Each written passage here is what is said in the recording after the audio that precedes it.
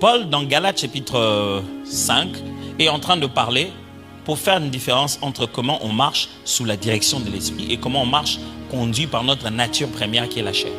Paul considère que nos actions de tout le jour doivent avoir une motivation. Soit c'est motivé par nous-mêmes, sans connaître Dieu, soit c'est motivé par l'Esprit de Dieu qui habite en nous. Et Paul donne une image, deux images différentes. Il dit, la chair a des œuvres, c'est-à-dire des actes qu'il pose d'habitude, les manifestations de la chair. Mais quand il veut parler de l'esprit, il ne fait pas un parallélisme direct. Il ne dit pas les œuvres de l'esprit sont. Non. Il dit au singulier, fruit de l'esprit. Et il commence par l'amour. Et puis il va faire une longue liste. Paul sous-entend que ce qui arrive par le Saint-Esprit en toi est un processus de croissance avec le temps. Le Saint-Esprit est la sémence principale et le temps que tu passes avec lui et qu'il passe avec toi dans ton caractère, ça donne de fruits. La chair donne des œuvres directes parce qu'elle est plus présente, elle était là plus longtemps.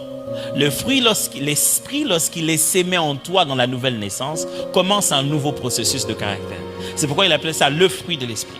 Et tout ce qu'il cite comme les fruits de l'esprit sont le caractère de Dieu. L'amour, la patience, toutes ces choses-là qu'il cite, c'est la manière d'être de Dieu. Ce qu'on appelle les fruits de l'esprit, c'est le développement du caractère de qui tu es. Et tu vas découvrir avec le temps que Dieu fait ce qu'il fait à cause de ce qu'il est. Au point que ce qu'il fait est lié à ce qu'il est. C'est pourquoi il les fait toujours, parce qu'il épuise dans son être inépuisable. Je dois répéter ça. Dieu est puissant parce qu'il a fait asseoir sa puissance dans son amour. Dieu ne fait pas de la puissance, il est puissant. Ça devient un caractère inépuisable. Le caractère est le meilleur récipient où peut se développer le don.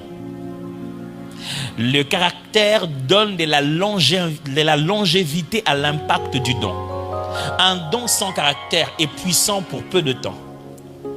Un don bâti sur le caractère reste quelles que soient les saisons. Ok, donc ce qui signifie que celui qui sait reconnaître le travail du Saint-Esprit. Le travail du Saint-Esprit, c'est pas que tu entres dans un moment de prière, tu pries, et le Saint-Esprit développe le caractère. C'est que tu pries, le Saint-Esprit te fait passer par les hommes. La forgerie de Dieu pour forger le caractère de l'homme. C'est l'homme. J'allais presque dire c'est la femme, mais